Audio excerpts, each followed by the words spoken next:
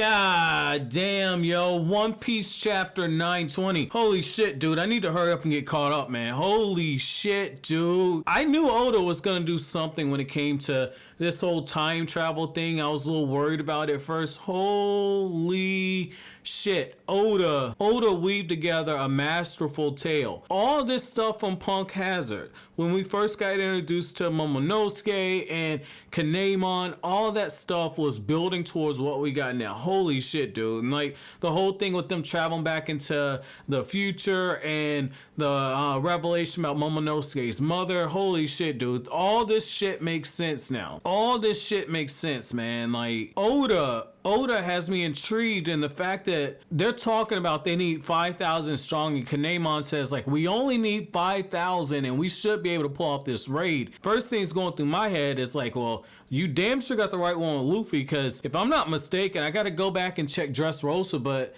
Luffy got that whole damn crew of people that call themselves Luffy's sons. You know, they did the drinking of the sake out the cups and everything. All those folks from Dressrosa and all those different kingdoms. The only problem is like Luffy can't get in touch with them folks. If Luffy was able to get in touch with them, then yeah, Kinemon would have that number that he needs. But just off of what he got, like with the Ronin and the Ronin, excuse me, I'm thinking Rurouni Kenshin, but with the Ronin and with the Heart Pirates, and you got the people from Zou coming, and you got the Straw Hats by themselves. I mean, we already saw what Luffy and them did on Fishman Island. Like Luffy looked at all those men. I think Luffy one shot like 50,000 people just using the Supreme King Haki. And so this is interesting. Like I said, I'm very interested in this. Now I see why you guys said that what's going to happen in Wano is going to be bigger than what happened in Marineford. I'm seeing this shit now. I'm fucking seeing it. Like this is, oh shit, man. I got to get caught up, man.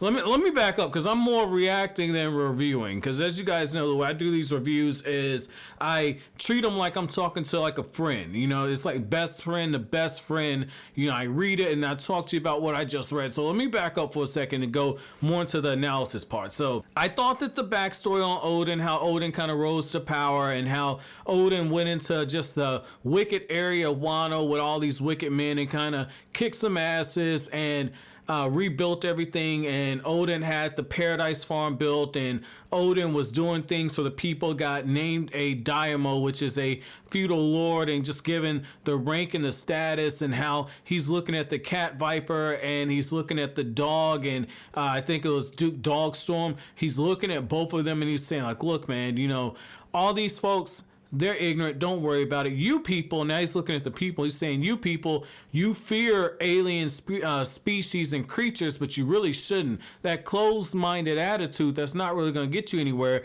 And you get this tale of how Oden was able to charm Whitebeard and Roger, and all this shit makes sense now. All this makes sense. Like, all that makes sense on how he was able to connect with so many powerful people, why that clan name, they're just dragging it through the mud so hard. Because if you can sway powerful people like Roger, the future king of the pirates, like Whitebeard, one of the most feared four emperors, if you can sway people like that, it lets you know that you're working on something special. And you just look at the course that's being charted for Wano at that time 20 years ago, it really looked like Wano was onto something special, man. Similar to what you saw with Orihime, where she was trying to break Fishman Island into taking that next step as a civilization. I think Wano was on the cusp of something like that as well. And I like how when Duke Dogstorm is just relaying the tale, one of the things you get is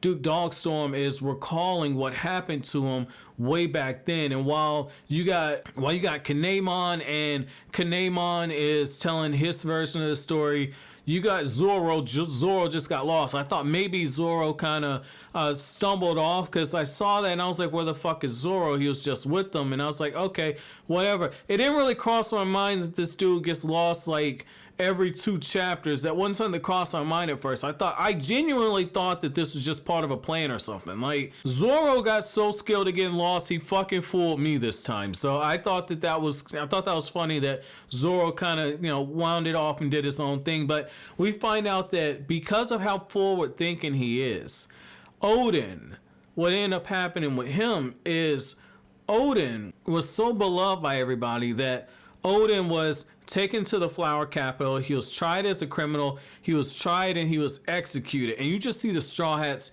they get extremely pissed at this point. And you get the revelation from Kinemon as he's telling the story. He's like, look, to all of us, to you guys, it's 20 years ago in the past. But to all of us, because we time traveled here, this was only a few months ago. And that pain is still fresh. And I know for me, like having lost so many people, I know for me, that pain, especially in the months afterwards, is so fresh, it's crippling.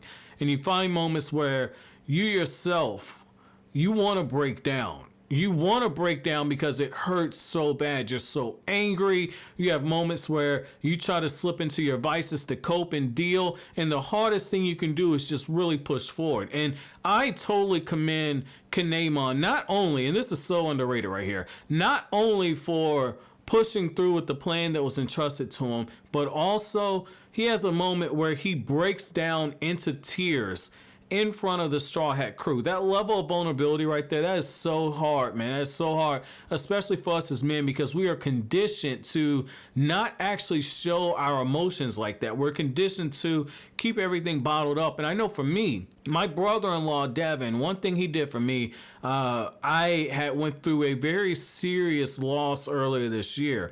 And what my brother-in-law Devin did for me, he knew something was wrong. Him and my sister came to check on me, and I was going through and I was drinking really, really badly, okay? That's one of my demons, is I drink. And what my brother-in-law noticed was, I'm eating some macaroni and cheese, and I'm eating it, but I'm not really eating it. And he just walked up to me and he put his arms around me and he put my head onto his chest, and I broke down fucking crying. And my brother-in-law is 6'4". I'm 5'9.5", so he's way taller than me.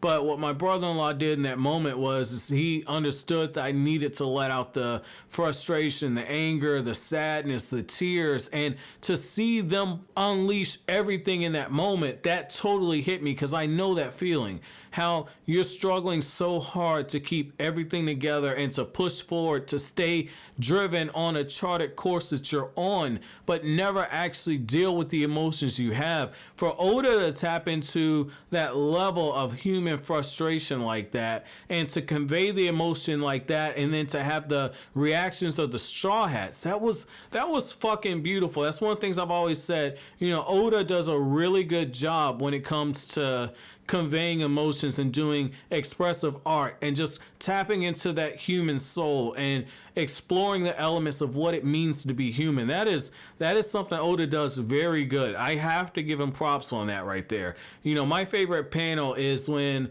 you have that scene where Kinemon's saying, but if we truly leap into the future, we will find a way to finish Lord Oden's wish and strike down Orochi and Kaido so that this country could be open at last. And the way that Kinemon is drawn, it's just, you feel the weight of his words in the way that he is drawn. That is so beautiful right there, man. I cannot stress that enough. That's hands down my favorite panel out of this chapter, man. That was fucking beautiful, man. So I like how, you just see how Kinemon's crew is just gradually split up, and how Kaido has everything kind of manipulated from the shadows, and how Doflamingo plays his part, how Caesar plays his part. I mean, everything just makes so much sense now. This was a masterful weaving, and I like how it just ends on the fact that Kinemon's saying, like, look, in 2 weeks, on the night of the Fire Festival, we will travel to Kaido's base,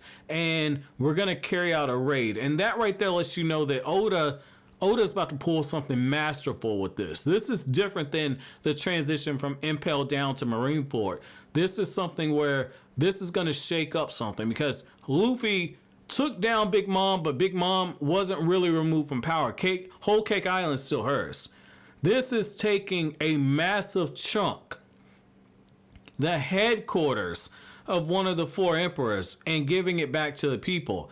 This is going to put Luffy hands down in a situation where there is no going back. This is some beautiful shit. So my chapter question to you guys is, out of all the people in Kanemon's group, who do you feel the most sympathy for? Let me know down in the comment section below. But as always, guys, if you like anything I had to say, don't forget to comment, rate, subscribe, and share. Thank you so much for watching all the way to the end. Have an awesome day, guys.